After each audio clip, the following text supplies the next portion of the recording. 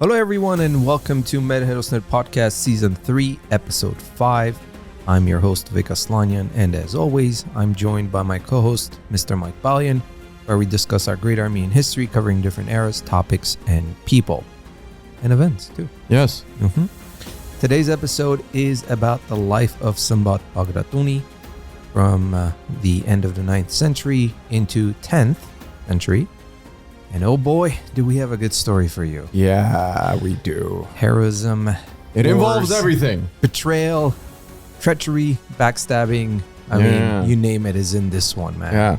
It's going to be fun. More Game of Thrones stuff? Yeah. More Game of Thrones Before that, how are you? I'm excited. This has been a minute since we did this. I know, man. I know. I miss it. I miss the thing between us, the back and forth, just the two of us. Yep, there you go. Yeah. Sing it, Mikey. I don't know the rest of the lyrics. Oh, man. But as always, before we start our great journey into Smbat I, Announcements. Well, this is going to be short. Number one, again, I want to mention about the podcast cover artwork contest. A few people have reached out to us. So guys, don't forget, we're looking for somebody to redesign a new cover that goes on our podcast platform. Miyama check. Yeah. We want it to be something creative, something funny. It could be even a cartoon character, like something, whatever. So if you're an artist, designer, you work with Photoshop or any of the softwares, we want you to reach out to us. You can send us a message on Instagram, which is at Mer Hersoner, or you can email us pod@merhersoner.com. And as we mentioned, we're going to post these on Instagram, take a vote on it, and then the winner will get a free sculpture of their choice, a t-shirt and a mug, and plus we'll be promoting your work, so that way it will help you hopefully get more customers for your own personal I guess call it business or whatever you do, of earning money. I guess. Yeah. So the next thing I want to mention is the gala by Fly, Freedom Loving Youth. And this is their 10th anniversary gala, which will take place Sunday, November 6th at Palladio Banquet Hall in Glendale. We're going to be there. So if you guys haven't bought your ticket, it's $200 donation per person, which will be your entry, plus includes food and drinks. This is an amazing event. So go get your tickets, donate, and be there. You'll get to meet us as well. Fun. So for more info, you can go to fly.care or call 818-441-4678. And this is obviously to all our listeners in the LA region, local, Orange County. Unless you want to fly in. Yeah, I mean, why not? Hey, let's not discriminate against them. Yeah. So, and then we do have, nothing I want to mention to everybody. So I know we've been doing a lot of episodes when it's just Mike and I on YouTube as well with the camera on.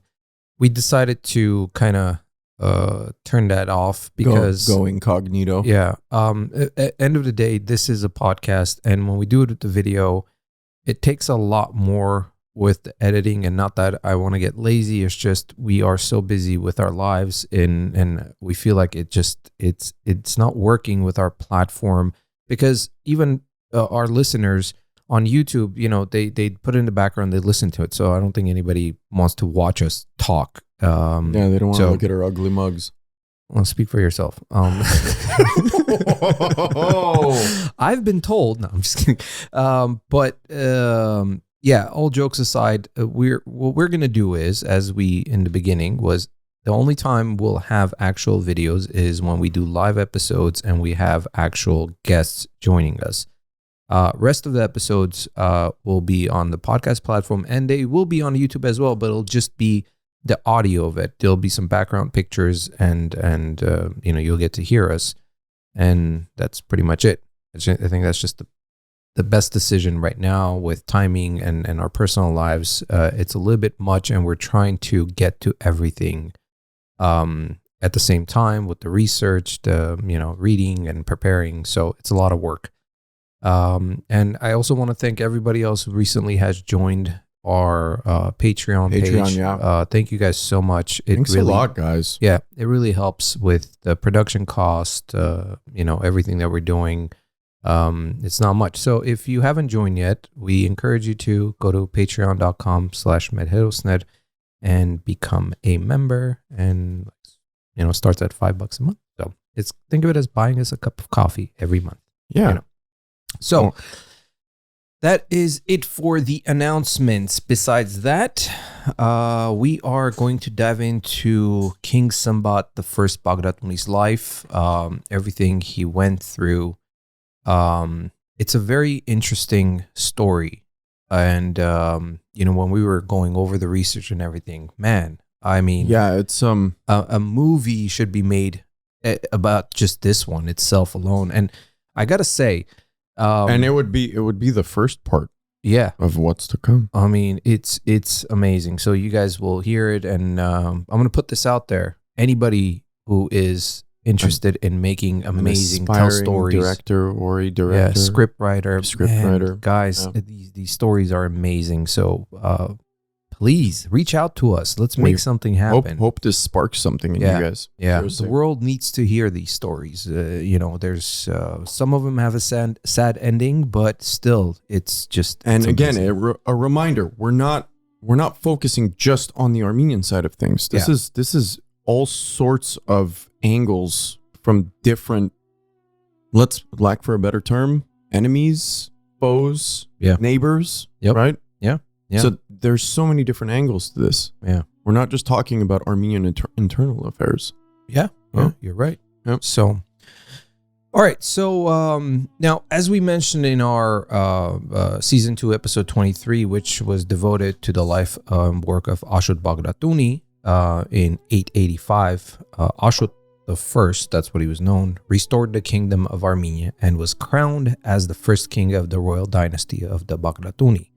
This event marked an important milestone in Armenian history. Ashot's restoration of the Armenian monarchy was accompanied by economic growth, including various trades and crafts, as well as revival of the arts and culture. A number of cultural buildings were restored and renovated. Urban growth began to occur and agriculture flourished. Yeah. In some of our previous episodes, when it's just been you and I, just the two of us. We've had it.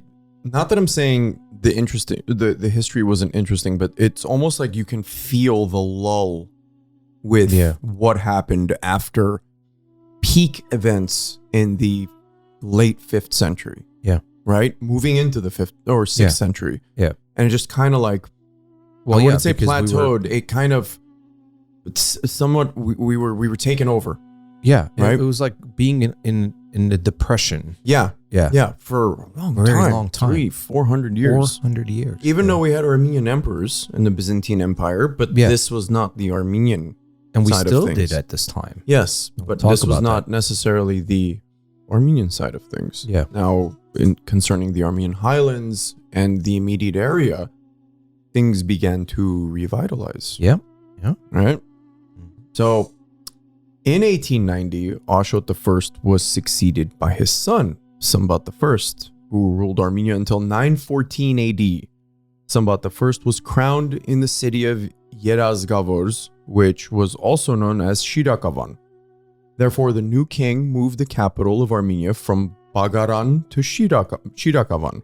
Contemporary sources noted Smbat as the king of Armenia, Iberia, and Albania. We have discussed, just to remind our listeners, Iberia and Albania are basically modern-day Georgia, northern parts of Azerbaijan, current-day Azerbaijan, just to let you know. Yeah. And they don't necessarily exist today anymore. A title and domain that stretched to northern Caucasus that he inherited from his father. The Arab contemporary 10th century chroniclers and geographers, such as Ibn Hakwal, noted that the Black Sea coastline, including Hamshen, which is the northern part of Turkey, on the eastern side. If anyone's familiar with the geographical side of things, closer to the Georgian border. That's Hamshen. And the important port city of Trabzon during this time was part of the Kingdom of Armenia. Trabzon also still exists today, but it's not Trabzon, it's Trabzon. Yeah. Without the D. Yeah. Actually, That's a big area. Yeah, it's a big city. I actually drove through that city one time. Ibn Hakwal also spoke highly of the wealth of Armenia, noting that, and I quote, "The kings and the lords here live in prosperity with fertile pastures, fields full of plentiful barns and horses. Their land is densely populated and all kinds of affordable goods in the cities and towns throughout Armenia are plentiful. The country is full of lush trees, rivers, and delicious fruits and vegetables, and generally the nature is very beautiful and pleasant to the eye. The country has unsurpassed logging that one has to see with his own eyes in order to believe. The clothes being produced are also remarkable for their quality and beauty. The kings of Armenia are powerful and their domains are vast. The palaces are adorned with gold and silver dishes, as well as fine ceramics and glass vessels." That's an incredible visual description of what he saw himself. Yeah, it feels like he saw Rome. Yeah. Now, it's funny you mentioned that, like, Ibn Hakwal, as he noted, like you can see the rejuvenation of the advancement of the infrastructure. and how it almost awoken the creativity again. Well, I right? mean, there was obviously rebuilding or something. Something happened, but the arts and like something happened the with extravagance. Yeah, but it awoke, like you said when we were talking about earlier, like almost being under that depression for a long time. Not that they didn't do anything, but this kind of made that like almost like an industrial revolution type of a thing. Well, as we know, and we've talked about it, we've kind of touched on it in past episodes. Yeah. Where in 9th and 10th centuries, we had manuscripts, artwork, and things of this nature, architecture, start to have this renaissance or revitalization. It hadn't gotten to that point yet. Yeah. We'll get there in future episodes. Yeah. But this was when it was starting. It was the 9th and 10th centuries. Yeah. Let me read a little passage that we found on Wikipedia. The Armenian form of miniatures and illuminations probably originated with the creation of the first Armenian books at the beginning of the 5th century. But a hiatus of 4 centuries, as we've discussed, separated the emergence of the art from the oldest preserved illuminated manuscripts, with the exception of the final 4 miniatures of the Echmiadzin Gospels. The latter, however, are probably inspired by earlier manuscripts. At its beginnings, the art of the illuminator was done by the same scribe who wrote the manuscript. The ornamentations, like the text, only simple copies of earlier models, but in the 9th and 10th centuries, which is where we're at, it became more refined and more sophisticated until it separated from the work of the scribe to form a unique role in the making of the manuscripts. There you go. So you're starting to see like an arts revival of sorts, right? With a new version. And exactly. And we'll get into the details of how things were starting to kind of culminate and come together. Yeah. Right? Yeah. And it makes sense to what we're describing, even in the art side of things and architecture side of things, where things were starting to kind of, all right, we're back. Yeah. We're back, boys. Let's go. Yeah. So interesting. Well, now, not all was smooth in the first years of King Smbat's reign. His uncle, Spadabet Abbas, also staked his claim to the throne of Armenia. I mean, why wouldn't he, right? Yep. During the standoff with Abbas... It seems too common. Yeah. During the standoff with Abbas, the Iberian branch of the Bagratunis, headed by Artrnerse Bagratuni, still trip on that word. Artrnerse? Just the way it's written. Atrneaerse. Artrnerse. It just doesn't sound They right. just couldn't call him Nerse, huh? Yeah. Whatever. Anyways, that's my little rant about that name. Artrnerse Bagratuni supported Smbat as the lawful king of the Kingdom of Armenia. Abbas's claim to the crown, unfortunately, overall weakened the newly restored kingdom, as factionalism and infighting was common in the early 890s. The counties of Shidak and Vanand were devastated, in particularly during the clash between the loyalists forces of Smbat and those of Abbas.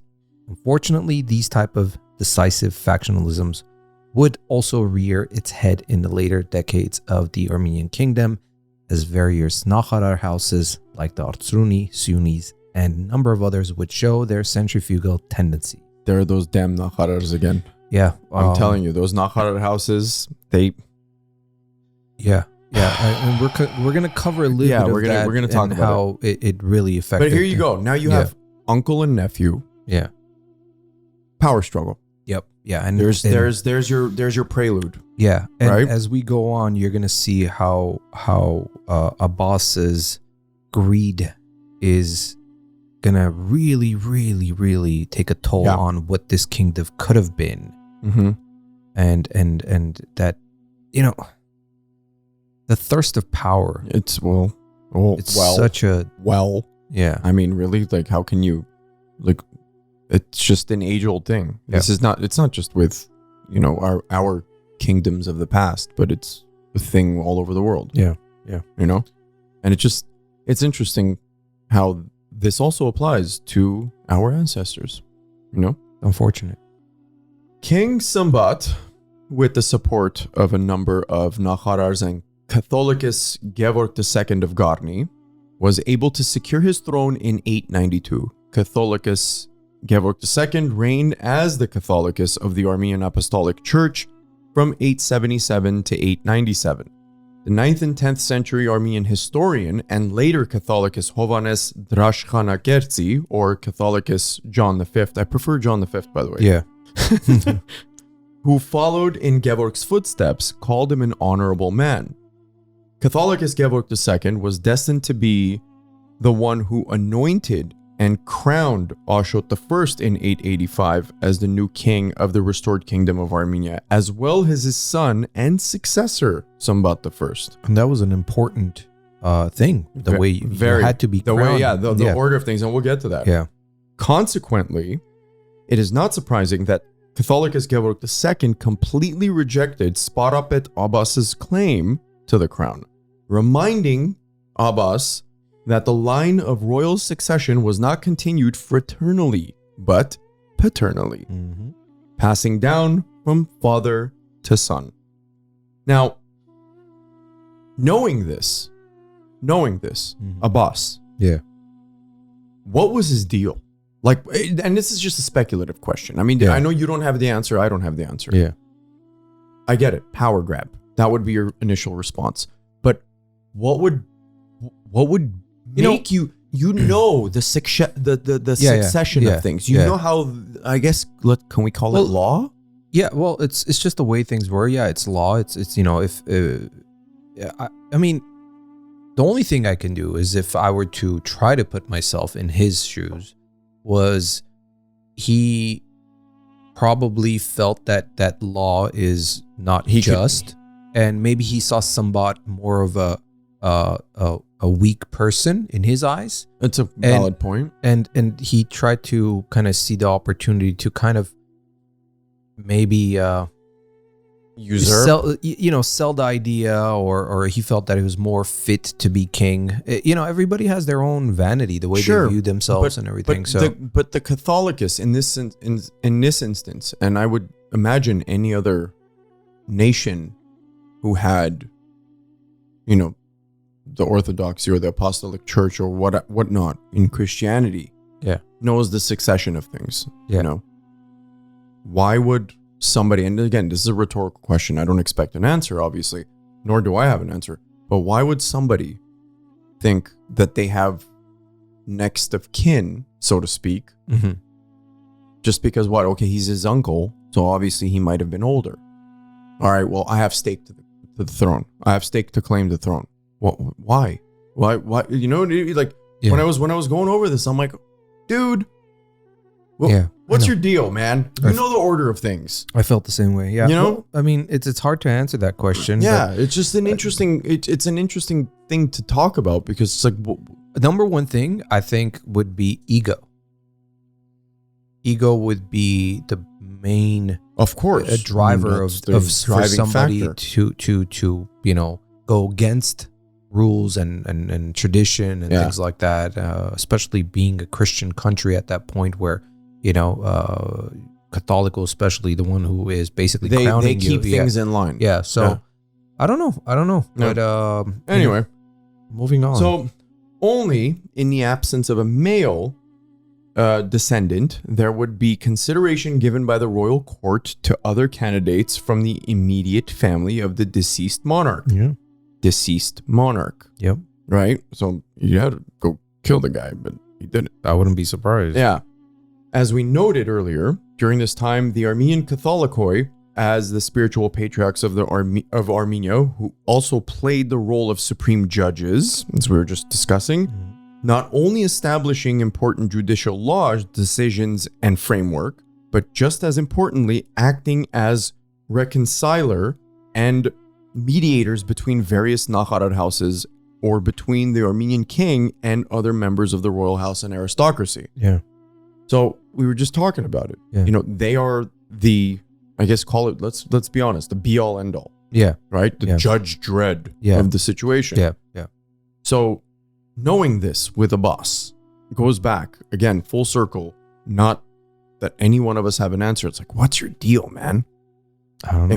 Either try and take him out, I hate to say it, so you can be the next in line, or what are you doing arguing this point? Yeah. It's not your place. The Catholicoi was also often engaged in diplomatic negotiations with other countries and empires, and such played an important role in shaping the foreign policy of Armenia. Yeah. Now, you mentioned what's your deal? I mean, the things this guy tried to do.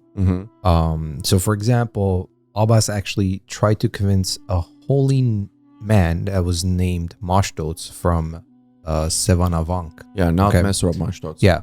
To join his conspiracy against the Catholicos, Catholicos, and said he would name him Catholicos if it was successful. So basically, he's making backdoor deals. He's like, basically, if you join, my forces and this and that, I'll make you Catholicos. Now, the funny thing is, Mashtots wrote a long letter in response, rejecting the offer to rebel against the Catholicos. Really? And scold Abbas for his attempts. Hovanes Dashkara Nakantskertsi. You butchered that, man. What is it called? John the Fifth, man. Okay. John the Fifth. John V reports at this point Abbas was struck by an illness and died, as if by divine wrath, and the other conspirators reputed to the Catholicos out of fear. That's talk about karma. Yeah. But this is just a small thing to show you guys that what happened, the things he tried to do, basically. So interesting. Yeah. Now, in many ways, Smbat continued the work of his father by trying to unite various Armenian provinces that had strong secessionist tendencies. He also continued his father's policy of maintaining cordial relations with the Byzantine Empire, but remained mindful of the Arabs' fears of the Armeno-Byzantine alliance. Smart man. Yeah. Smbat convinced the founding emir of the Sajid dynasty of neighboring Atropatene Muhammad ibn Abil Saj, commonly known as Afshin, that the alliance would not only be for a dual benefit of the Byzantium and Armenia, but would also work to the economic favor of Abbasid Caliphate.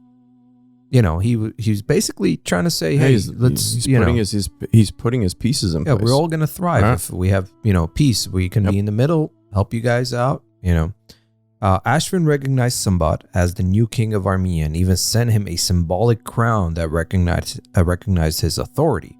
On April 21st, 892, Smbat liberated the former Armenian capital Dvin, which prior to this was still ruled by local Arab rulers.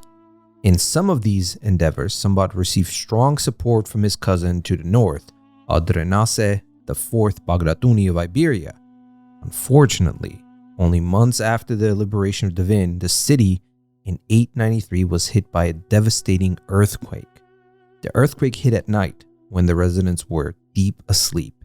The contemporary chronicles noted that the casualties in tens of thousands, with the city walls, Catholic Estate Palace, the Mother Cathedral, and other churches and buildings destroyed and damaged. The surviving inhabitants of Dvin also lost their dwellings. The Catholicos was forced to return to Mother Cathedral of Echmiadzin in the city of Bagratuni, which was the original seat of the Armenian Church.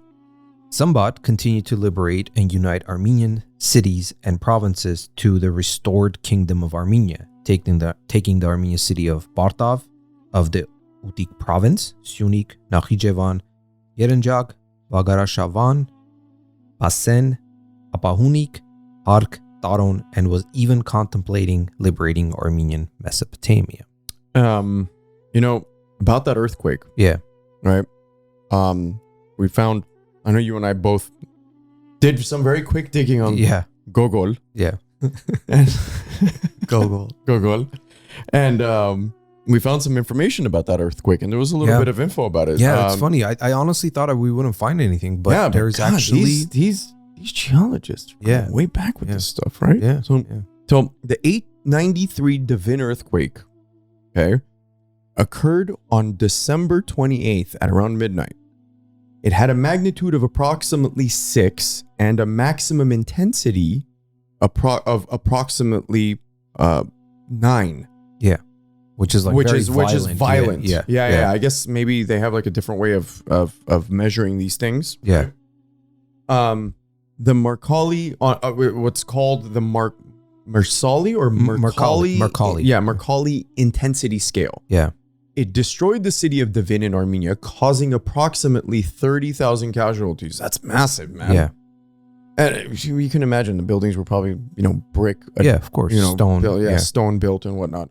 The magnitude of this earthquake has been given as 5.3 and 6, although a value of 7 or greater has been suggested. Yeah. The main shock was followed by 5 days of damaging aftershocks. 5 days. 5 days of damaging aftershocks. That's pretty intense. The intensity is estimated to be at least 9 on the Mercalli intensity scale, with some seismologists suggesting that 10 would be a more appropriate value. The 10 in history, 10. If you look at modern history, I think Alaska was the closest to like an 8 point something. But that's the Richter scale. But this is a different type of scale that I don't think I've ever looked into, which is the intensity scale. I've never looked into this intensity scale. Now, the 5.3 and 6 that we just mentioned, that's the normal Richter scale, right? Yeah. The intensity is the shaking. Yeah, the Anchorage quake was an 8.9. Yeah. That, I believe. Was it 8.9 or 9.2? I think something it was 8.9. Like that, yeah. I don't remember. But no, 8.9 was Anchorage. 9.2 was the Indonesia quake. Okay. I don't know. Anyway, don't to nerd out. But the city was devastated, with most of its buildings destroyed, including the defensive walls, which is important. Yeah. The Palace of the Catholicos, and all of the other monumental buildings. Just 100 houses were left standing. 100. That's it. The area damaged included the Artashat Plateau, where landslides were triggered. The Bishop of Rashtunik, Grigor, who was at a mountain retreat, was killed with several of his followers. Wow. The death toll is variously reported anywhere from 20,000, 30,000 to up to 180,000, according to historical resources. Yeah. 180,000 people, man. If you look at, you're talking about wiping out almost an entire city. Well, that's what I'm gonna say. If you go back and Dvin, if you ever look up maps of Dvin, it wasn't that big of a city. Obviously, it was in the province of Ararat. Yes. But I mean, how many people do you think lived there? But you also have to imagine that a lot of these cities back then were very condensed. I understand. Right? But so if you look at it, 500,000 people? I mean, that's for back then, that's a pretty major city. I'm not saying it would be close to 1 million? I highly doubt it. Okay. I mean, a million was back then was a bustling metropolis. 500,000 people living in Dvin. 150 of them gone. 150K, yeah. Yeah, that's... Possibly. Yeah. I mean, those numbers I read out were estimates. But Yeah. you know, I mean, historical sources. I don't know what they're going off of, but if it's 180, man, that is devastating. That's a lot of people, man. Yeah. Anyway, moving back into the historical stuff. Yeah. Although the Caliphate in 892 recognized Smbat as the new king of Armenia, Afshin, who had earlier made an agreement of friendship with Smbat, was worried at the growing strength of Smbat and the kingdom of Armenia. Afshin was also not happy with the fact that Smbat was in a close military and economic alliance with the Byzantine Emperor Leo, or Levon in Armenian. There's more Armenian emperors, who hailed from the renowned Armenian dynasty of the Byzantine Empire, and as such was a worthy successor of his father, Emperor Basil I, who we've talked about before.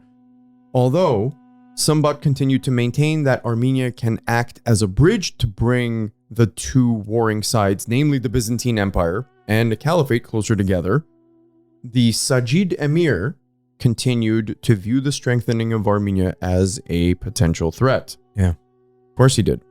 Now this is where Afshin gets a little sneaky. Yep. Afshin invaded Armenia at an opportune moment in 894 after the devastating earthquake, and reached Dvin when the king was still trying to cope with the aftermath of the devastation. As noted earlier, the city walls were in ruins, right? And Smbat I knew that he had to organize the defense outside of Dvin. The village of Vajan, on the foothills of Mount Aragats, became the gathering point of the Armenian army. However, various Armenian military regiments, especially those of northern Armenia, were still on their way, and Smbat needed to buy time. Yeah. So going back to Afshin, I mean, talk about being A snake. a snake. I mean, But a smart snake. I don't care if you're a smart snake or a dumb snake, but to see that you have a king dealing with this situation and a devastating earthquake that they're trying to recover and all this loss of life and everything. I mean, I get it. It's an opportunity, but you know. But when you're that power hungry to take a situation, but here's the like other thing: the fact that Smbat was trying to make him understand, hey, we want peace. You know, we will be in almost like a buffer zone between, you know, Byzantium and Yes. and you guys, and we'll, you know, this way you can use our kind of lands as trade routes and work together and just live, you know, in harmony. But True. no, But this guy wanted those trade routes, right? Yeah. Dvin, I mean, everywhere, not just one place. We can't really point at Dvin being the crossroads in the trades. Yeah. So many different points where these things happened, where the trade happened in that area, right? But this guy was totally trying to take advantage, as we can tell. He had no remorse. Yeah. None. Zero. I'm trying to take what's mine because, again, the biggest factor here is the fact that he had that alliance with the Byzantine Empire. Yeah. That's what he's trying to eradicate. At Yeah. least that's what it seems like. Yeah. Well, in order to forestall time, Catholicos Gevorg II offered to carry out talks with Afshin. The Sajid Emir realized that the Armenians were simply trying to buy time and insisted that Smbat should personally come to his camp for negotiations. Afshin wanted to simply arrest Smbat upon the Armenian king's arrival. You know, Smbat was well aware of the scenario and realized that his plan of buying time had not worked. Decided to fight Afshin with his outnumbered forces. The king also advised that the Catholicos already did enough by going to the camp of the enemy and strongly advised the patriarch not to go back to Afshin's base.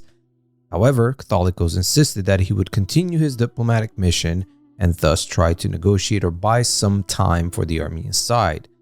Now, as soon as the Catholicos returned to Afshin's camp, the Sajid Emir realized that Smbat did not take his bait, ordered the patriarch to be arrested and bound with iron fetters and handcuffs. Afterwards, Afshin marched against Smbat and met with the Armenian forces near the village of Dols on the foothills of Mount Aragats. Although the Armenian army was outnumbered, it was able to score a victory against the overwhelming forces of the opponent. After the battle, Afshin sued for peace, and Smbat agreed to reach a modus vivendi, or a peaceful agreement, with the Sajid Emir. However, Afshin did not immediately return the captured Catholicos, and for his release demanded a ransom. Of course he did. Yeah. Opportunity, right? Mm-hmm. After 2 months of captivity, the Catholicos was finally brought from Atropatene to Baitakaran, and after the payment was made, was returned to Armenia, resuming his seat and regaining as the spiritual leader of Armenia until his passing in 897. That poor guy got passed around. Yeah. But I mean, you know, it's like the guy, okay, you arrested him, I got it, but you know, you lost the battle. Now just be a man and return him. No. Why are you going to ask for money? I mean, you know, does this remind you of what's happening today? Hey, he's basically saying, look, give me money, so I won't attack you again. Yeah. But we know that never ends up holding true. Well, so give me money so I could go get more stuff and come back at you again. Do I have to remind what's happening today? Yeah, exactly. I mean, we've always said it. History always repeats itself, guys. Yeah. Always. Yeah. All right, but let's not get into politics. The treaty struck with Smbat for Afshin was but a pause. Afshin by no means had changed his mind in undermining and weakening the growing strength of King Smbat and the newly restored Kingdom of Armenia. The Sajid Emir resorted to the time-tested tactic of divide and conquer. Yep. Of course, by pitting one Nakharar house against the other. What a way to do it, right? And just go after the Nakharars. Don't do it to the people. Don't do it to anyone else. Just go after the Nakharars, the bloody Nakharars, because they are such an easy target. They've been an easy target for centuries. Right? Afshin was well aware of the ambitions of the house of Artsruni, who wanted to be kings in their own right and rule Vaspurakan as an independent kingdom. In addition, during this time, the Artsunis internally were undergoing turmoil, as the three sons of Gregory, Derenik, Sarkis Ashot, Gagik, and Gurgen fought against each other for the leadership of their house and land. The three brothers split Vaspurakan into three parts, which each of the brothers holding a swath of territory as a fief. Sarkis Ashot, being the eldest brother, controlled the largest territory stretching from Lake Van to Nakhichevan. I'm sure you guys can visualize the map here, right? Yeah. Gagik held the county of Rishtunik that reached the province of Mok, while the youngest brother, Gurgen, ruled the county of Agbak, with its capital of Hatamakert, as well as parts of the province of Norshirakan, most notably the county of Her, encompassing the Kotur River basin on the northern shores of Lake Kaputan. As we noted in Ashot I's episode, the Artsuni brothers were also Bagratuni on their mother's side. Yeah. Remember that? With Sophia being the daughter of Ashot I Bagratuni and a sister of King Smbat I. Yeah. Right? Interesting connections here. Using the policy of a carrot and stick, as we've always known to be the case, Afshin secretly began talks with one of the Artsuni brothers, Sarkis Ashot, and encouraged him to seek a secessionist policy and proclaim Vaspurakan as an independent kingdom from the rest of Armenia. Talk about manipulating the right person, right? Afshin also threatened to launch an all-out invasion of Vaspurakan if Sarkis Ashot would refuse to accept from him a crown and become the new king of Vaspurakan. So not only did he massage him if you don't accept the crown. Well, no, that's the thing. Not only did he use the tactics of divide and conquer, massage the idea of, you'll be the king and like this and that. And man. then after that said, if you don't do this, I'm going to attack you. Yeah. Either way, it's like, damned if you're doing, damned if you don't. Unbelievable. Right? At the same time, Afshin also approached Vasaksuni of Syunik. The latter should not be confused with his famous 5th century ancestor who was the Marzaban of Armenia during the Vartanans War. Yeah. If you haven't heard our episode about the Vartanans War, go back and listen to it. Afshin, pursuing his policy of divide and conquer, offered Valsaksuni to send him a crown and thus recognized him as a new king of Sunik. This crown thing, it's like... I mean, does he have like a crown factory? Yeah, I know. It's like, let's just send crowns to everybody. Yeah, it's like, crown for you, crown for you, crown for you. Yet, to his great credit, Valsak refused to offer, noting that he was against breaking up the United Kingdom of Armenia, and as such recognized the House of Bagratuni as the lawful and supreme king of all of Armenia. God, this guy's got an ego the size of Persia. Yeah, exactly. Seriously, like what's this guy's deal? Yeah, unfortunately, Afshin was much more successful with the Artsunis, happily exploiting Sargis Ashot's ambitions. The Artsuni prince agreed to collaborate with the Sajid emir against his brothers and uncle. In addition to receiving enforcements from Afshin, Sargis Ashot's rebel army was also joined by the forces of Muhammad ibn Ahmad al-Shaybani, the emir of the Al Jazeera or Mesopotamia. In 896, Smbat I and Gagik Artsuni, at the head of the 60,000 strong army, marched against the invaders. Now, unknown to the Bagratuni king, his beloved nephew Gagik Artsuni, whom he had entrusted with the rule of Vaspurakan, was also secretly working with the opposing side. Now, we're going to do an episode on Gagik Artsuni. Yeah, we are. So, he led the Armenian army through a dry, rocky western portions of Lake Von Basin, which quickly caused dehydration to Smbat's men and significantly weakened them. After the exhausting march of the Armenian army, the enemy, near the village of Dur, suddenly attacked the Armenian army. Smbat's warriors, even though exhausted and thirsty, fought back and held their ranks. Gagik restored to another treachery, ordering his bodyguards to spread a false rumor amongst the troops that they were completely surrounded and that the enemy was attacking them from the rear. The ensuing panic resulted in an Armenian defeat. Smbat fought his way through the enemy lines and with a portion of his troops retreated towards Bagravan County. According to historian Thomas Artsuni, the Armenian side lost around 5,000 of his troops. For his betrayal, Gagik Artsuni was later assassinated by Artsuni and Amatuni lords. Good on them. Yep. However, more importantly, as the result of these events, major fracture had taken place between the Bagratunis and the Artsunis, which would never come to reconciliation. The defeat of Tur, where the two opposing sides were mainly made up of Armenian, dealt a great blow to national unity and laid the foundation of later disunity and further fracturing. Of course. Are you kidding me? Like, there's one guy trying to unite everybody, and here you have these other two guys way over there. Just, hey, we're not, just because some guy's handing out crowns. Yeah. Now, I mean, the episode we're going to do about Gagik Artsuni, he did, it's going to cover his life in Vaspurakan, the kingdom of Vaspurakan, but at the end of the day, he did betray Smbat. Yes, he did. So now, after all this, right?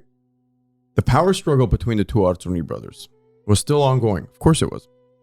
Sarkis Ashot was able to secure control of the Vaspurakan after defeating brother Gagik, who was killed on the battlefield. After eliminating his rival, Sarkis Ashot felt that he no longer needed to rely on the help of Afshin and thus severed his ties with Afshin. Yeah. However, Afshin, I know we keep saying his name a lot because he's a very significant character, was still adamant in trying to defeat Smbat and launched a new invasion of Armenia, this time taking his troops through the Armenian provinces of Utik and Gugark and through Iberia reached the city of Kars. During this time, the Armenian king was in Taik, trying to replenish his forces that were still recuperating from the losses suffered during the Battle of Tur. Yeah. Kars, which within its confines also included the queen and other members of the royal family, was defeated by a small garrison led by Lord Ganduni. After a prolonged siege, due to the lack of supplies, Commander Ganduni asked for surrender. if Afshin would spare the population and the royal family, to which the Sajid Emir gave consent. Now, do you think he kept his promise? Oh, did you have to jump the gun like that? Well, I'm just saying. What do you think before we go? Well, I'm not going to answer that question. I'm just going to keep going. All right. When King Smbat finally reached the city with a relief force, Kars was already ravaged, right? Mm-hmm. Its treasures were looted, and the royal family was taken prisoner. Yep. Afshin, with his captives, decided to spend the winter months in Dvin while the king withdrew to the castle of Ravzan. After the winter, Smbat, in addition to paying a hefty ransom, was also forced to give to Afshin as a hostage the crown prince Ashot, as well as his brother Sahag's son. Smbat, in order to free the queen and other members of the royal family, along with Lord Guntuni. Yeah. I mean,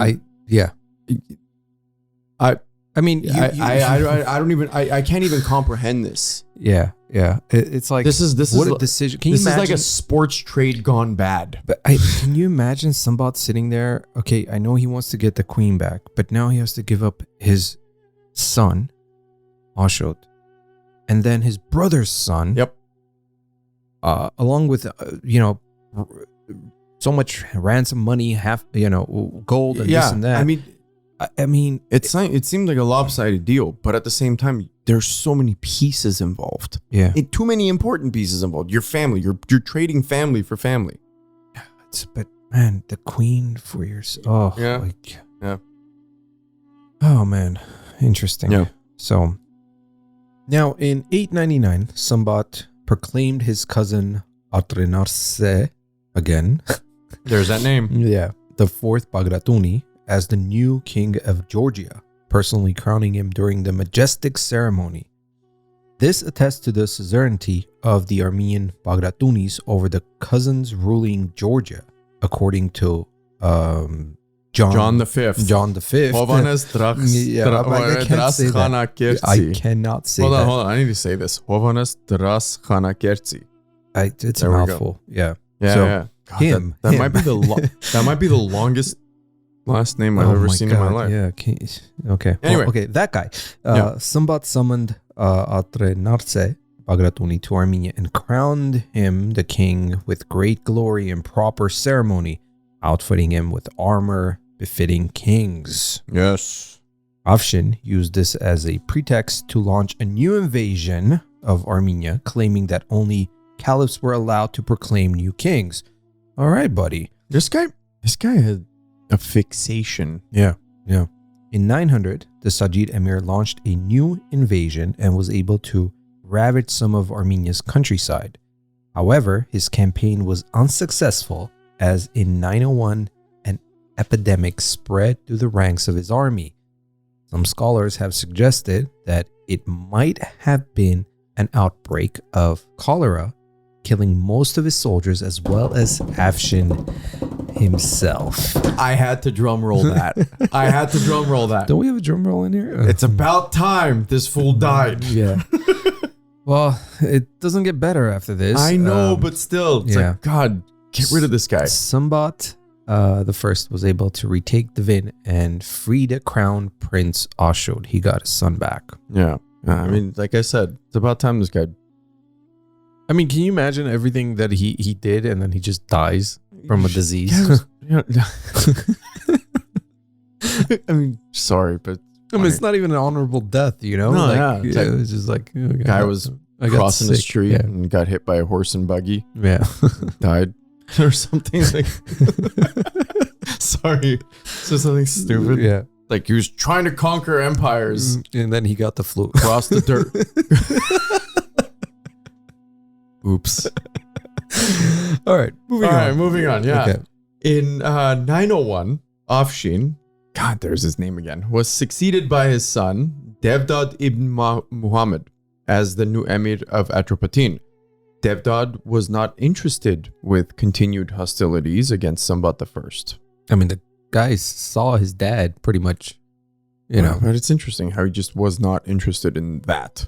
However, only 5 months into his reign, Devdat was overthrown by his uncle, Yusuf ibn Abil Saj, who pursued the same aggressive policies of expansionism as his brother Afshar. Now, from here, this is where the atrocities of Yusuf begins, basically. Yeah. We replace one foe for another. Yeah.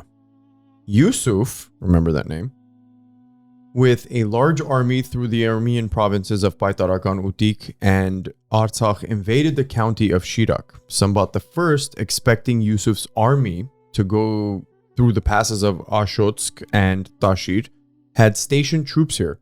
But quite unexpectedly, Yusuf had bypassed these areas through a different route and was thus able to enter Shirak without much resistance.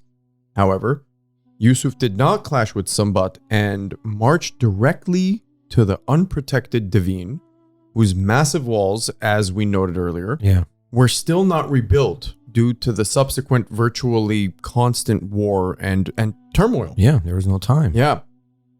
In 903, a peace treaty was successfully negotiated by Yusuf's emissary, a Syriac Christian from Dvin, as the two sides exchanged sealed copies of the solemn agreement that they had made.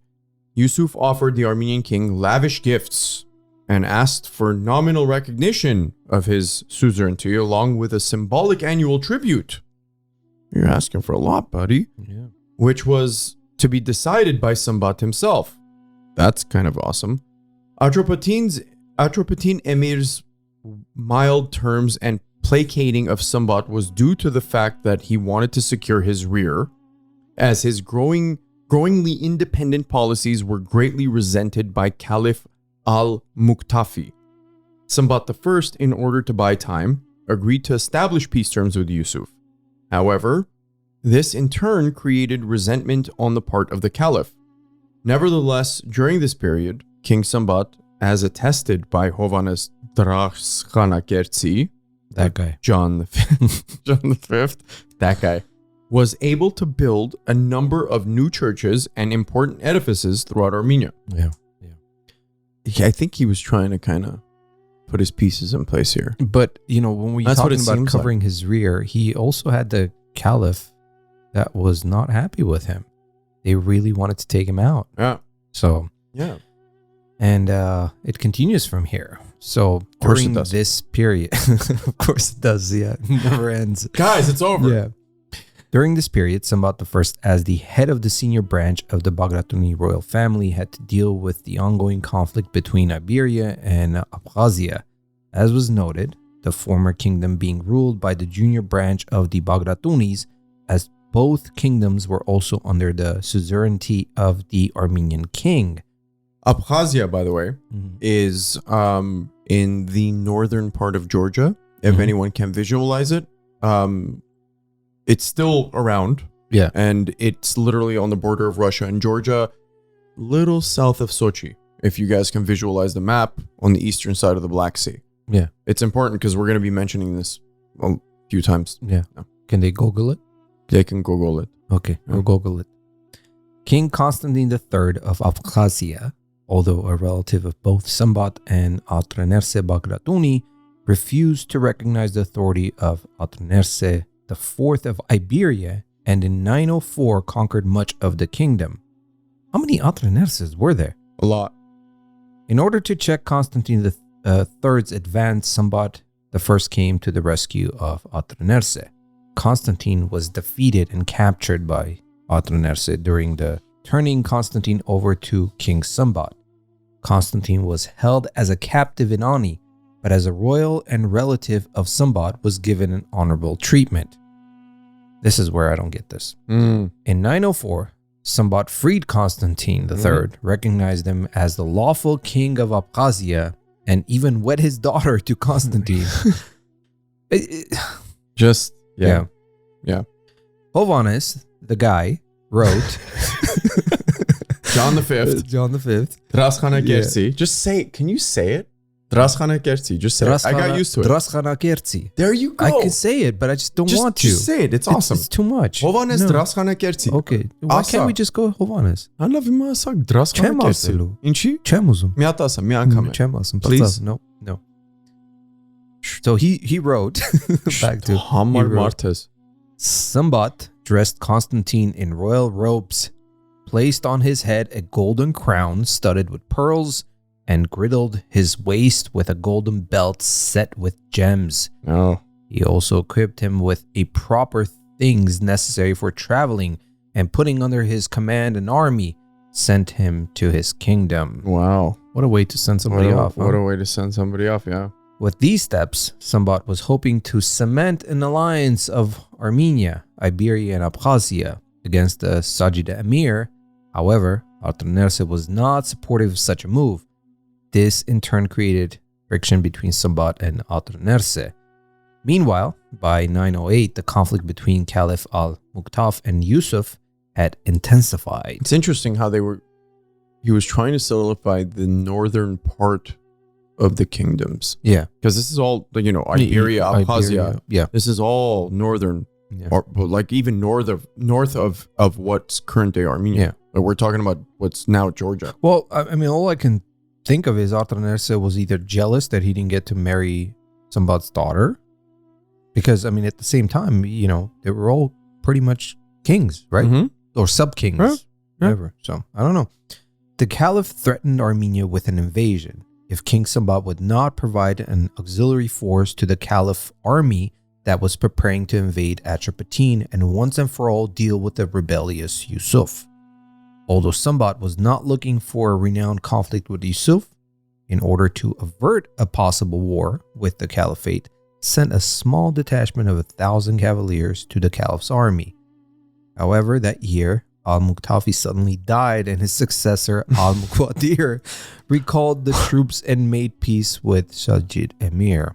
What is it with these guys' timely deaths? Yeah. Suddenly died. Yeah, suddenly died. Yeah. He had high blood pressure. Oh, they should Google that too. Yeah.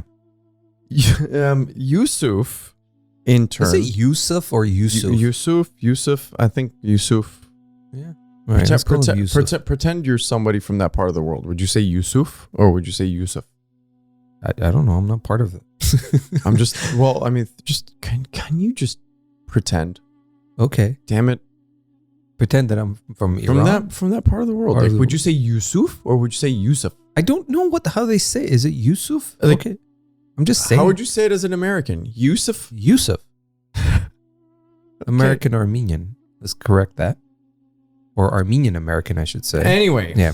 All right. Yusuf. I prefer to say Yusuf. Okay, I like Yusuf. Okay. But I was following you. But Yusuf, okay, in turn, fully exploited this situation, citing that Smbat had supposedly breached their peace terms and had resumed hostilities with Atropatene.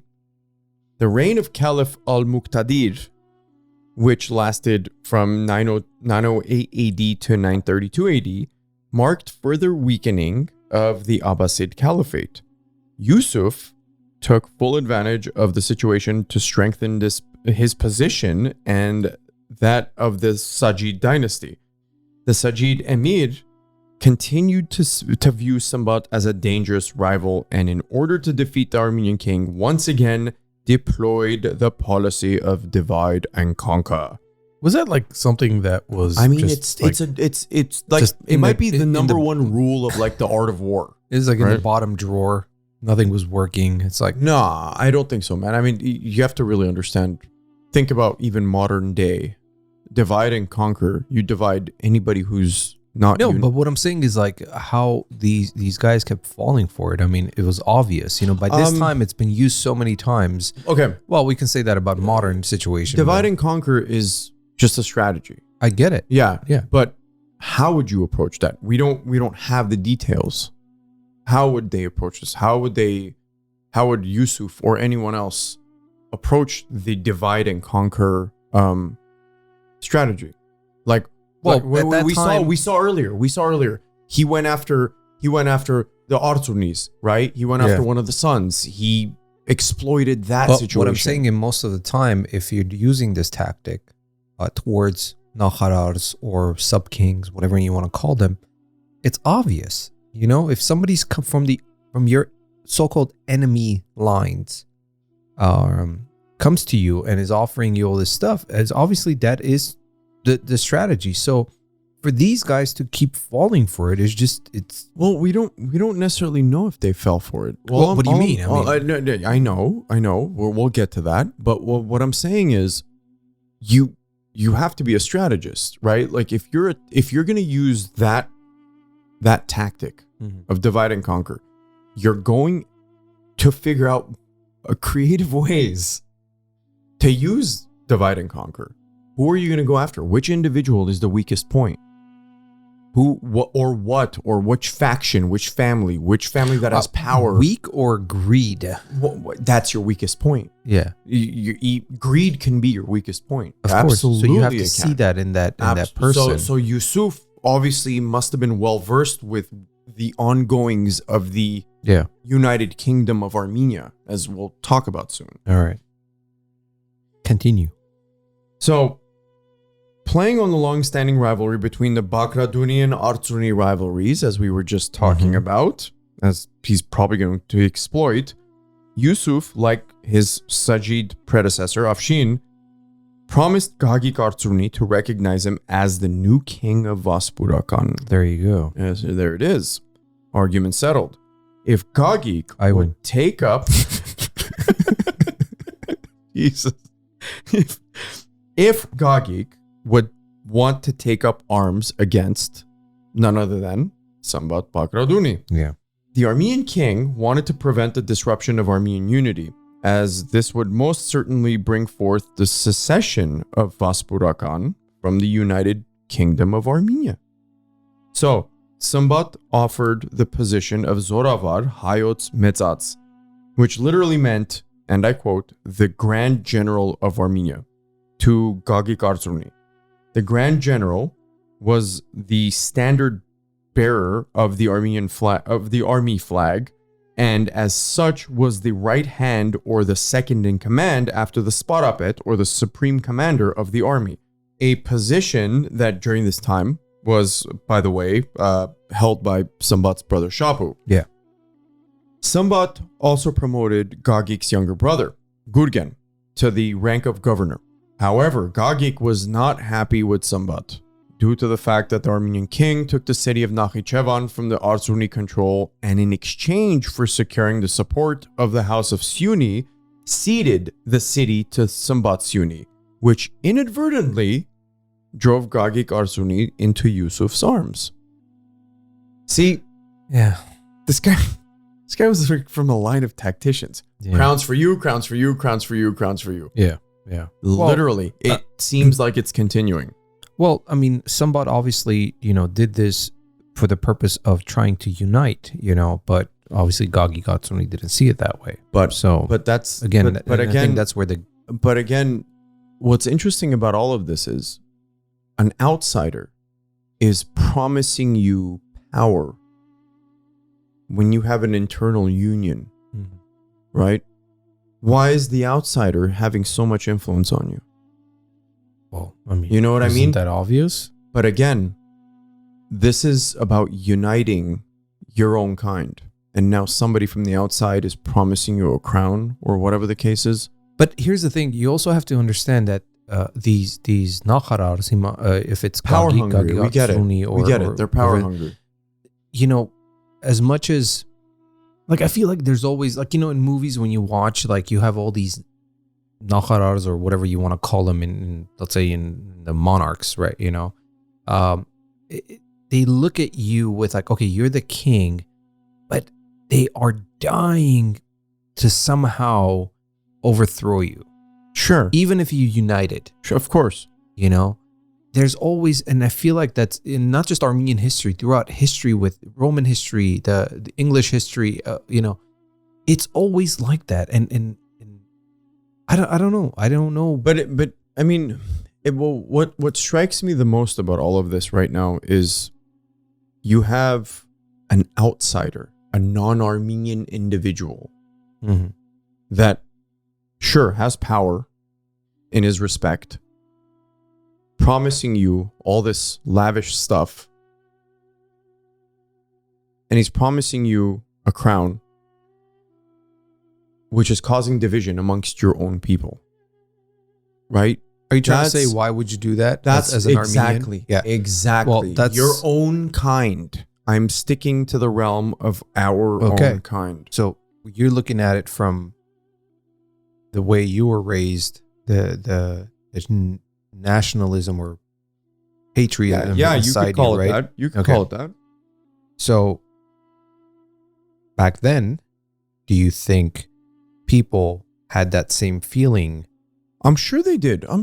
But no, but I get it. But it was a different era, different time. Sure, but you're going into. We can't assume that though. It's not assume. I'm just saying. I'm asking a question. Do you think Gagik Artsruni or any of them felt that patriotism in them, or was it a different? No. My question is, at this current time that we're talking about, did Gagik Artsruni think that Yusuf had enough power over that entire area, even though he wasn't the owner of that area? Let's call him an owner. Yeah. Right? For him to make that sort of a promise, it's like me walking into Mexico and saying, hey, I'm going to make you president. It's like, who am I? Yeah. I'm an American or I'm an Armenian. Like, who am I to come and tell you, hey, man, I'm going to make you president. I'm going to give you a crown. Do you get what I'm saying? Yeah. How are you so easily falling for this influenced? Yeah. crap? Yeah. I don't know. You're going against the unification of your people. But again, all I can think of is ego and greed. Do you see my point? Yeah. It's just a question. I'm not trying to prove some sort of point. Well, kind of, sort of am. Well, I don't know. Maybe, besides ego and greed is also maybe they were envisioning themselves that they could be better king, rule Armenia better. Everybody everybody criticizes everyone, right? But when somebody is at a higher power, those people who think they should have been the CEO at that time start criticizing or pointing out like the things that person is doing wrong, how they would do better. So again, there's so many things you can't get into their minds. But like I said, the main drive, in my opinion, is greed and power. Sure, but again, you're talking about an outsider. You know what I mean? It doesn't matter. It doesn't matter. I don't know. Outsider, insider, it doesn't matter. If somebody's giving you an opportunity to be a ruler, most people will take it. So even if it's to destroy your own united country or whatever it is, because you think that you'll be better and you'll run this country better than, let's say, somebody in this case is doing it. So, but you're still technically under someone else's, call it guidance, or influence, power. You're really not powerful. We can talk about this for hours. I know, but it's just... I get it. It's frustrating. All right, anyway. So the city of Nakhichevan lay on an important trade route, which connected the east with the west, and such was prosperous commercial center, making it a sought-after city and territory by both the Artsruni and Sunni houses, which clashed over its domain years earlier. Yusuf took advantage of this feud, and in 908 called Gagik to the city of Bartav, and there gave Gagik a crown.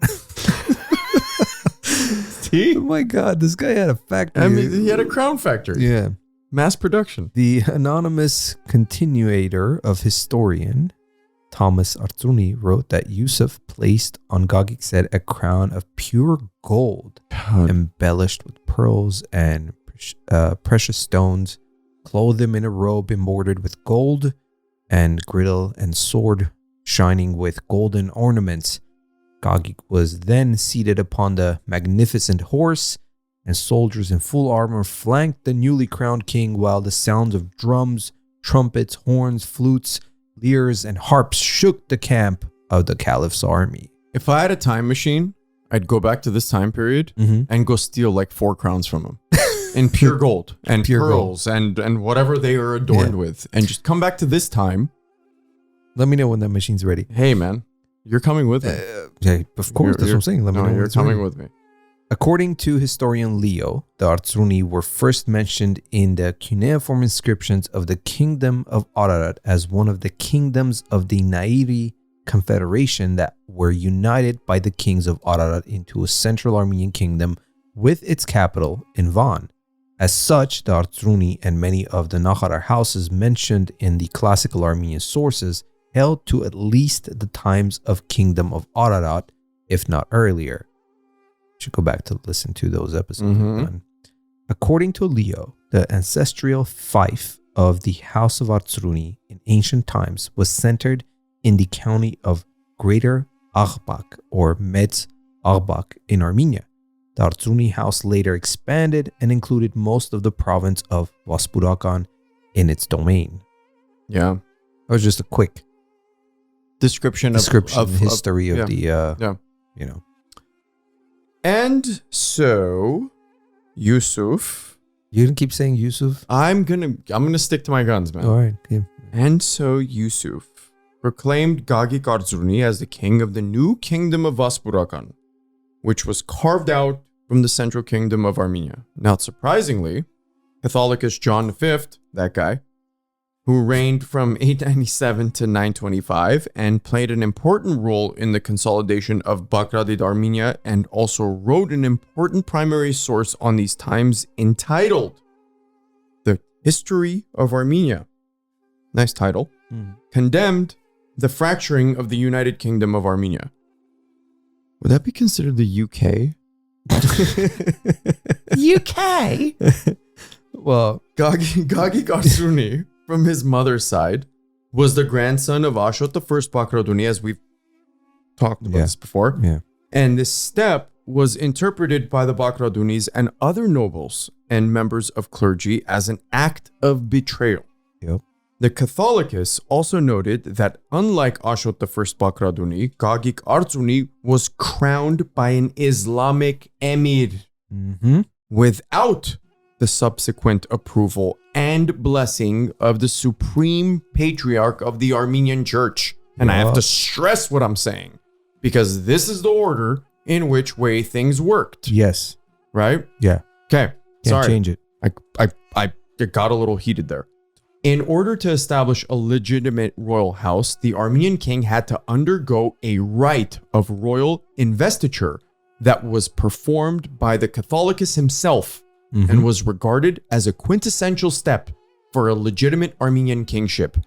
A key aspect that, unlike in the case of Ashot I Bagratuni, was lacking during and after the coronation of Gagik Artsruni by Yusuf. The Catholicus, through an Armenian rite of coronation, placed a crown upon the head of the king and would sometimes also invest him with royal robes. Yeah. Yeah.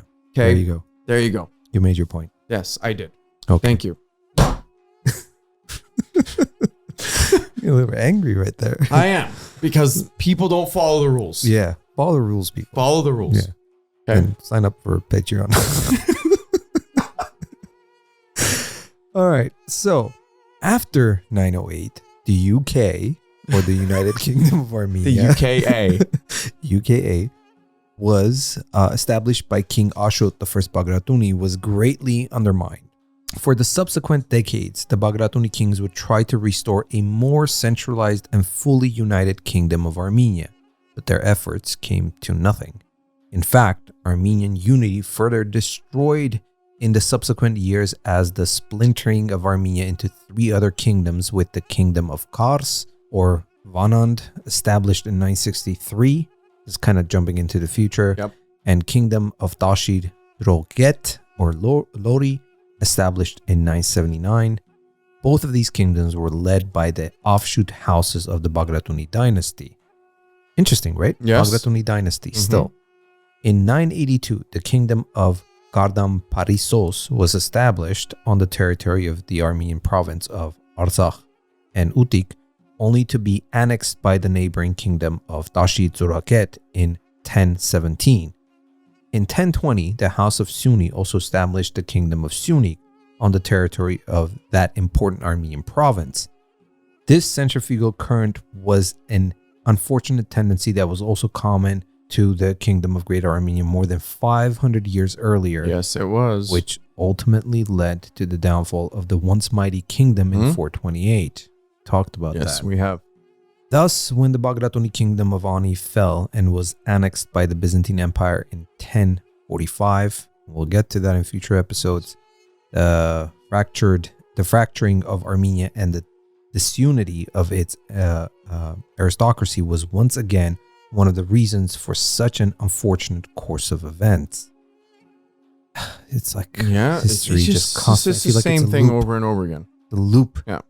The Bagratuni kings of Ani were often engaged in fighting back the unceasing attacks by the neighbors, and they were not able to properly concentrate much of their strength in once and for all putting an end to the secessionist tendencies of the various Nakharar houses and bringing about a more cohesive and central government that would unite Armenia into a single, centralized, and powerful kingdom. I'm getting angry now. Yeah. Nevertheless, despite the political fragmentation of medieval Armenia, the Bagratuni successfully maintained a monarchy ruling from 885 to 1045. All of these decentralized Armenian kingdoms and principalities, one way or another, recognized the suzerainty of the Bagratuni kings of Ani. As we have talked about plenty of times, on a specific date in 908, Yusuf proclaimed Gagik Artsuni as the new king of Vaspurakan, as we talked about earlier. Yeah. Therefore, the event marked the establishment of the kingdom of Vaspurakan, which lasted until 1021 and effectively led to the splintering of the united kingdom of Armenia. In order to further aggravate the animosity between the Bagratuni and Artsuni houses, Yusuf had recognized Gagik Artsuni as Takavor Amenain Hayots, or, and I quote, the king of all Armenia. This was a blatant attempt at encouraging Gagik Artsuni to overthrow the house of Bagratuni. Obviously, they were panicking and afraid, and establish his rule throughout all of Armenia. A move that would surely fuel an Armenian civil war for many years to come.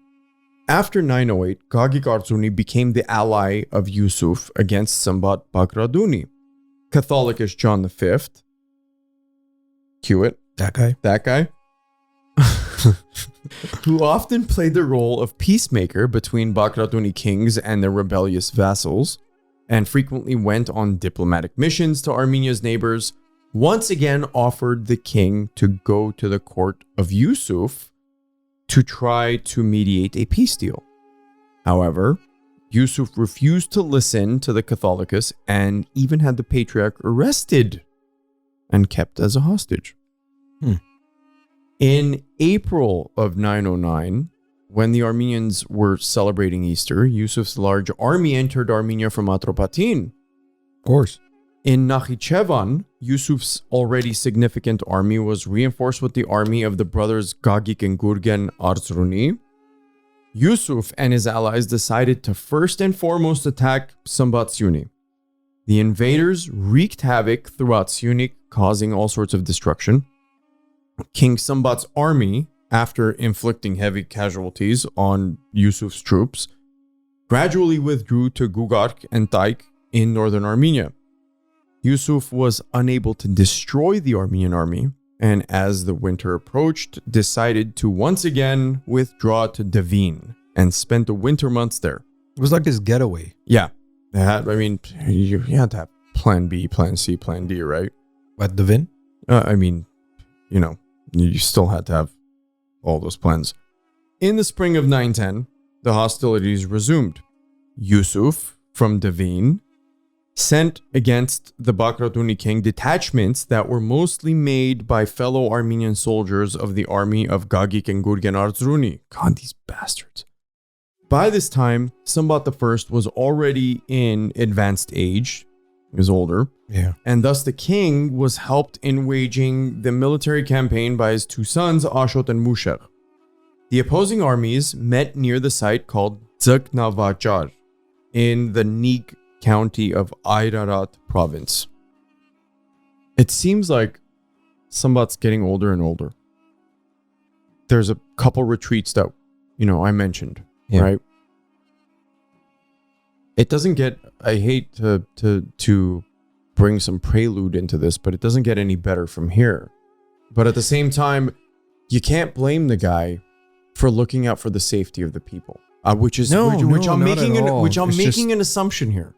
We don't talk about that. My frustration is with Gagik Artsumi, and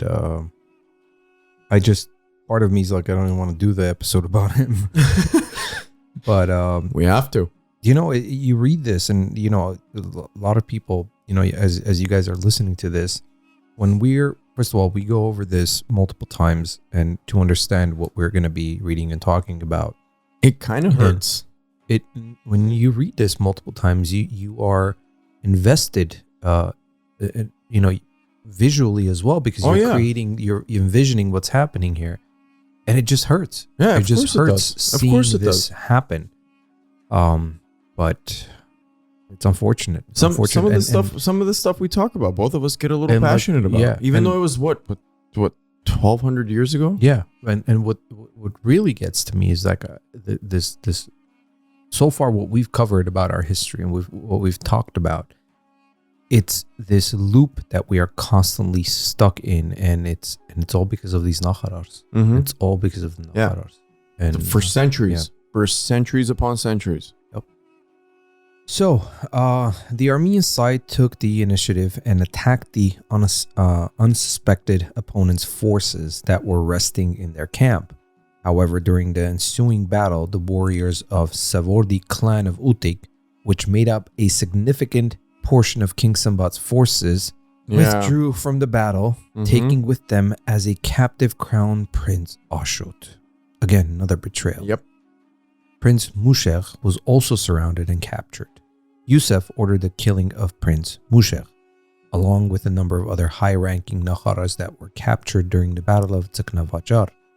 Yusuf knew that the Nakharars and the populace at large would never expect direct rule by the Sajid Emir. Thus, he wanted to continue weakening Armenia by elevating and empowering the Artsurunis at the expense of the Bagratunis. Yusuf encouraged Gagik Artsuni to continue to acquire new territories by conquering strategic cities such as Bagarshakert, and continued the pursuit of King Smbat I, who had retreated towards Yeras-Khazor. The death and capture of his sons had also shaken the aging king, who was, however, trying to muster all of his forces to resist Yusuf. It seemed that at this point Gagik's consciousness moved, and he felt guilty and remorseful for going against his uncle. There's the regret. You go through all that. There's the regret. You go through all that. You put this man through so much. For years. And then... And all those people. You wake up and go, what the hell am I doing? All those people, not just this man, but you literally put an entire population in flux. Yeah, I'm gonna reconsider doing the episode on man. I'm not. And then this Yusuf and Afshin guys, these guys, these guys passing out crowns. If I ever come across anybody that wants to pass out crowns, I'm gonna punch them in the face. All right. So noted. Nobody give crowns to Mike. Yeah, nobody give crowns to me. Just don't do it. Yusuf was urging Gagik to eliminate the old king and proclaim himself as the new king. After realizing that Gagik was no longer going along with his plan, Yusuf sent his own troops against King Smbat. I guess he decided to take matters into his own hands. Yeah.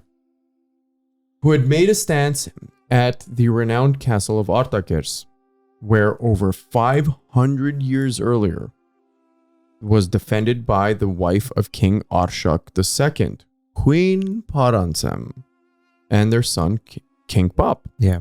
So those of you who haven't listened to that episode, or you have, go back and listen about the Arshak dynasty that we did. Amazing story. Amazing story. Just Yeah. she is something amazing. She is. And we're going to do a special episode about her. And she is possibly going to be a future sculptor. Possibly. Yeah. Artakers was heroically defended by the Armenian garrison of the castle. Yusuf offered to King Smbat terms of surrender, offering the Armenian king to spare the king, the defenders, and the people that took shelter inside the castle walls. The Armenian king also demanded that Yusuf not only agree to spare the castle's inhabitants, but also an end to Yusuf's devastation of the countryside. The Sajid Emir swore an oath and gave a written agreement that he would do all of the above. Why do I have a hard time believing that? But did he? I don't know. However, as was often the case with such ruthless and unprincipled characters, reneged on his oath and written word and ordered the arrest of King Smbat. Yusuf brought King Smbat to the walls of the fortress of Yerzhnak in the Sunik province, that in particular showed a stiff resistance to the Sajid Emir, and ordered the king to call upon the defenders to lay down their arms and acknowledge the suzerainty of the Sajids over Armenia, which the king promptly refused. Good on him, man. Good on him. Enraged Yusuf, in order to intimidate the defenders, ordered the beheading of Smbat in front of the fortress walls. As a further tactic of intimidation, the king's lifeless body was taken to Dvin and crucified in the city square. Due to his martyrdom, for the sake of fighting to preserve Armenian unity and defend national sovereignty, King Smbat I became known as the martyr. Yeah. I mean, it's not enough that you ordered his beheading, then you take his lifeless body and crucify. What a... Oh my God, I don't even want to say the word. It's interesting. It's an interesting scene that I'm getting in my head, considering this is a Muslim/Christian thing. Yeah. I don't know. Not trying to get into the politics of it, but very interesting. Yeah. Very interesting way to go about this, to say the least. Mm-hmm. Now, the Armenian contemporary chroniclers in their works spoke highly of the unique moral character of the king, particularly noting that when Smbat was victorious during his military campaigns, he would order his troops to only punish the wicked and the guilty that were responsible for war and destruction, and took great care that his army does not hurt or plunder the innocent peasantry and the city dwellers of the defeated side. The Armenian church, in honor of his legacy, canonized the king, and the Armenian people relied around the banner of the Bagratuni flag with a new vigor and tenacity. In parallel to the Christological symbolism, the site where the martyred king's body was crucified in the central square of Dvin became a holy site of pilgrimage for centuries to follow, as the soil that had been saturated with the king's blood was venerated by the people as sacred. Thus, the 24-year reign of King Smbat came to an end. As the contemporary and later authors rightly noted, Yusuf would not be able to carry out his grisly act. Had the Armenian aristocracy, most notable the House of Bagratuni and Artruni, maintained unity and would not go along with the whims of the foreign invader. A foreign invader. Yeah.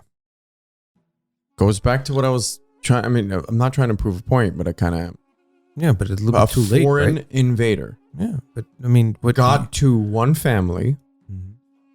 But and then that family again. They fell for it. They fell for it, and then they woke up, and it's like, come on. But again, foreign invader. Yeah. Anyways. Yeah. Nevertheless, Yusuf would not achieve his goal at eradicating the powerful house of Bagratuni and subordinating the kingdom of Armenia to the Sajid Emirate. In fact, in a karmic twist of fate, Yusuf would not only see that day, but would himself meet a violent death at the hands of his Carmatian foes, who attacked him from the eastern Arabia and subsequently captured and executed him in a ghastly manner. Well. Yeah. King Smbat's son Ashot II Bagratuni, who succeeded his father on the Armenian throne in 914, for his fanatical determination and willpower, was dubbed the Iron, Ashot Yerkat. Ashot II would pick up the torch of his father and grandfather and would lead a nationwide liberation war against Yusuf's invaders, successfully driving the Sajid's troops away from the territory of Armenia. We will cover these momentous events in Armenian history in our following episodes. Yeah. Stay tuned. Yeah. We appreciate and value your continued support. Don't change the channel. Don't ever change the channel. Yeah. But, before we get to those episodes, like I said, we're going to be covering Gagik the First Artsuni and the kingdom of Vaspurakan. As much as, he betrayed Smbat. It is important that we do cover it. Yeah, yes. Because there's a lot of importance to him and Vaspurakan. And you guys will see that when we cover it on the next episode. It's a turbulent time, but at the same time, there was a lot of information during this time. Yeah. A lot of information. So this has to be covered. And we're going to go back, by the way. It's going to be almost like a little bit of time travel back to cover. It doesn't fall in the chronological order if we're going, but we felt that his story needs to be told as well. It's a split off the timeline. Yeah. So, as we mentioned in the beginning, this episode was going to be a lot of ups and downs and a lot of treachery and this whole betrayal. time period. Yeah. This whole time period. It's very...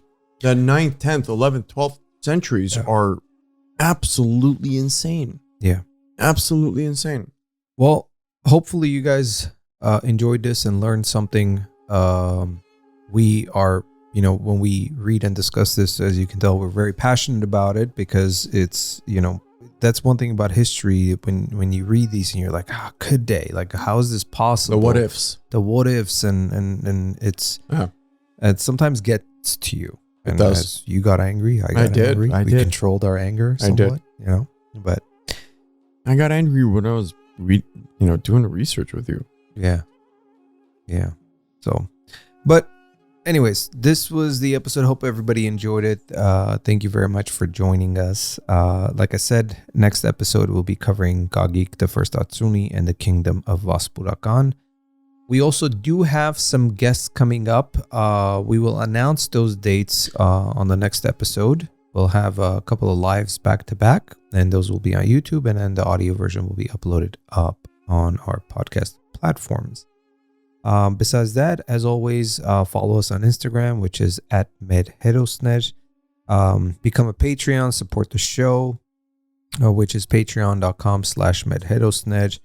Go on our YouTube, subscribe, hit that notification bell. So when we do go live or we upload videos, you guys will get notified. Please listen to us. And for all our merchandise, as far as the sculptures, always go to merherosner.com and order your sculpture. They're in stock. They're shipping. So t-shirts. And we got more coming. Yeah. Also the canvas of Vartan Mamikonian, the amazing realistic 3D that Mike created. Go ahead and order those. Those are made to order. So when you order it, it takes a couple of weeks for it to be made. And then we'll ship it to you. We have the holidays coming up, so make sure you get your sculptures or whatever you want from the shop. Gift it to someone in your family or someone who loves Armenian history. And besides that, anything else you want to mention, my friend? More artwork coming up. Yeah. You guys are gonna love the next one coming up. Really good stuff coming up. Yeah. So fun stuff coming up. Besides that, thank you everyone for joining us. As we always say, respect one another. Love one another. Until the next episode, take care of yourselves.